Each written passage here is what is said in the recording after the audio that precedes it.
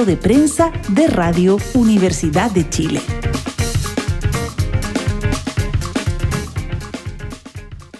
Aquí estaba Javiera Parra con El Albertío, esta canción de Violeta Parra, ¿no? Nuestra gran música y artista chilena.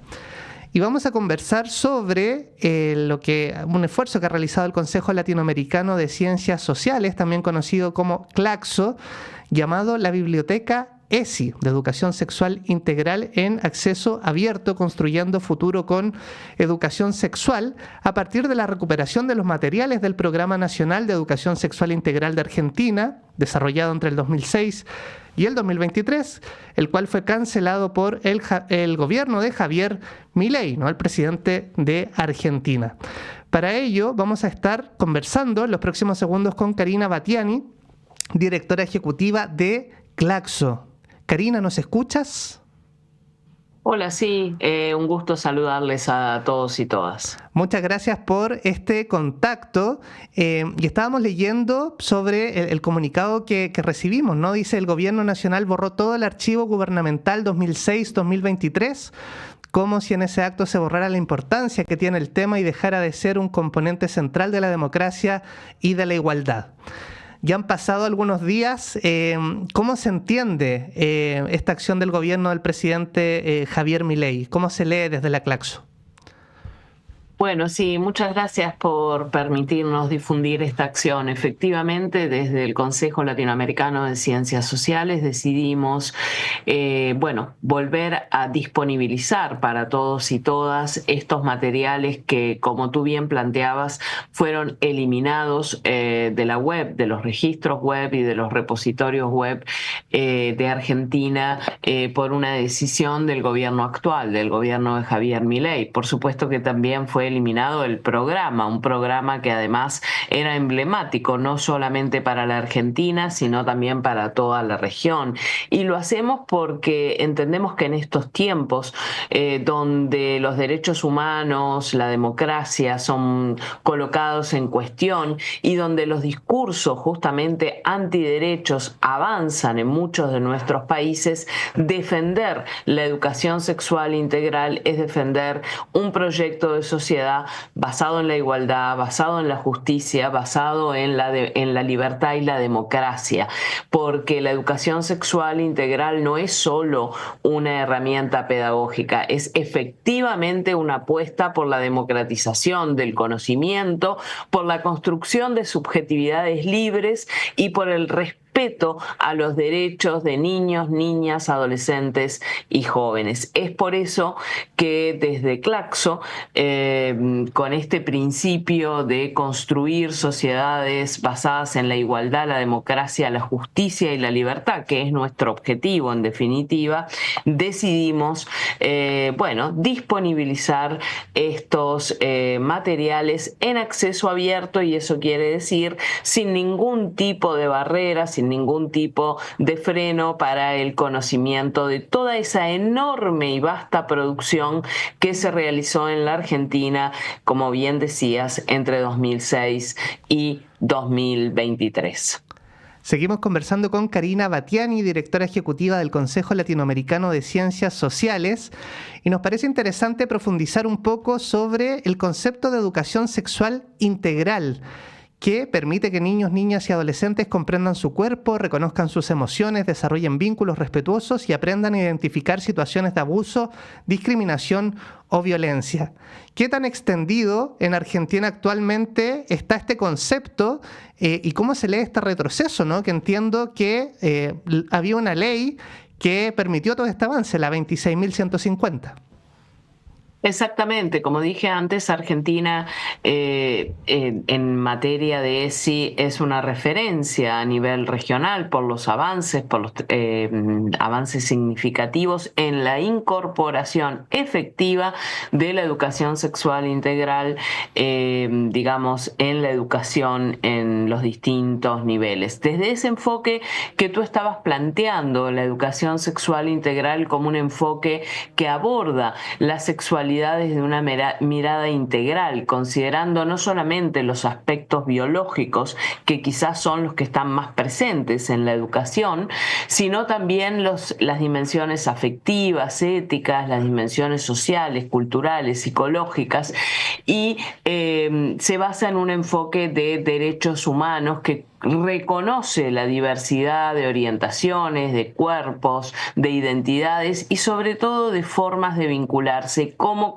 vincularse desde el respeto entre unos y otras.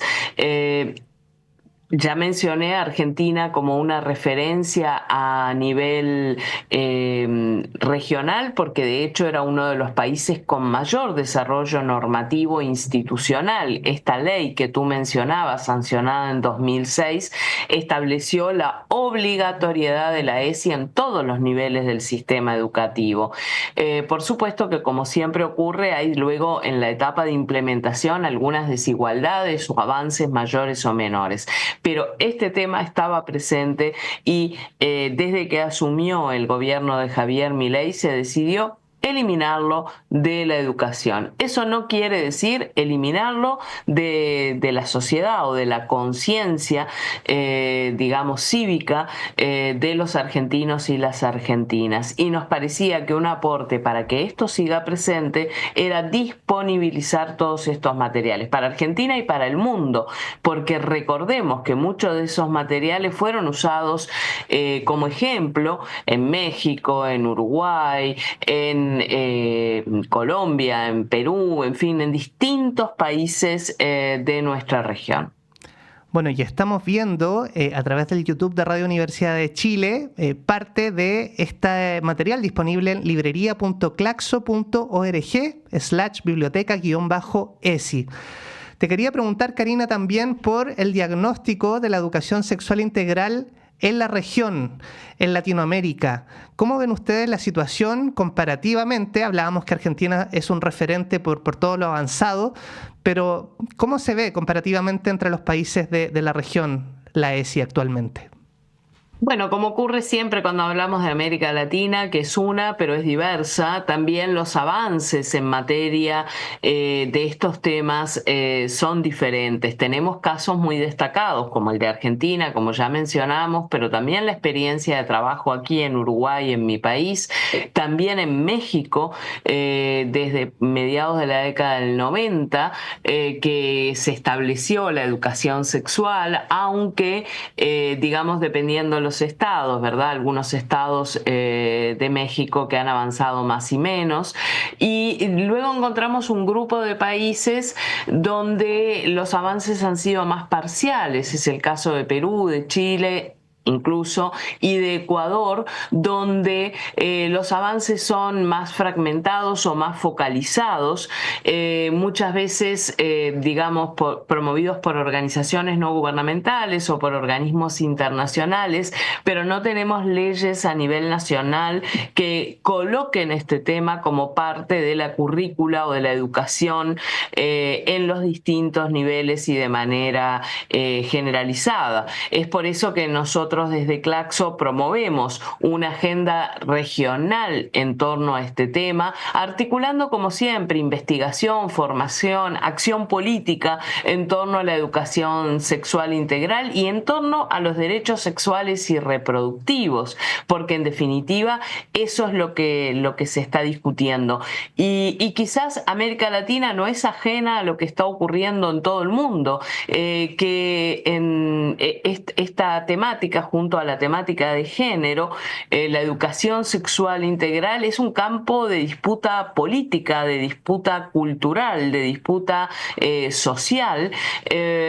Y allí quiero volver a enfatizar esta idea de que no es una simple política educativa, sino que se trata justamente de una forma de construir conciencia de las diversidades y de la necesidad del respeto en los vínculos entre unos y otras desde en todas las edades, ¿verdad? A lo largo de todo el ciclo vital. Creemos que hoy la ESI es una causa urgente, una conquista que hay que defender y también un horizonte que debemos seguir construyendo. Seguimos conversando con Karina Batiani, directora ejecutiva del Consejo Latinoamericano de Ciencias Sociales. Y quisiera llevarte a un tema más bien cultural. Leíamos en página 12 un informe lapidario. Dice: el cine argentino en la era Milei, 0 producciones entre el 2024 y el 2025, que causó preocupación desde la Asociación de Productores Independientes de Medios Audiovisuales. También fue bien mediático el cierre del Museo del Traje, ¿no? ¿Qué otras acciones ustedes ven con preocupación desde el Consejo Latinoamericano de Ciencias Sociales que ha llevado a cabo el gobierno de Javier Milei?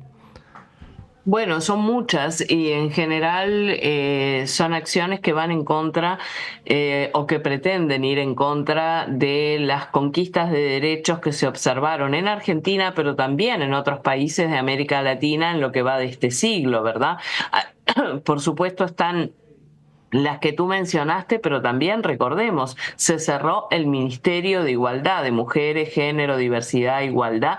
Es un ministerio, digamos que directamente se cerró, así como se eliminó estos programas de los que estábamos hablando de la educación sexual integral. Y también se cerró, digamos, el Instituto Nacional de Lucha contra la Discriminación, contra las distintas formas de discriminación, discriminación racial, de género, etcétera. Por eso digo, es en general una serie de medidas que miramos con muchísima preocupación que van en contra de los derechos conquistados en este siglo en Argentina. Sí, bueno, y nosotros vemos también con bastante atención el esfuerzo que está haciendo el Consejo Latinoamericano de Ciencias Sociales a través de las publicaciones y de la biblioteca. Creemos que es un espacio que favorece el conocimiento libre y en ese sentido, además de esta biblioteca en educación sexual integral, ¿qué otros títulos nos recomendarías explorar o qué otros esfuerzos están emprendiendo desde Claxo para compartir con nuestra audiencia?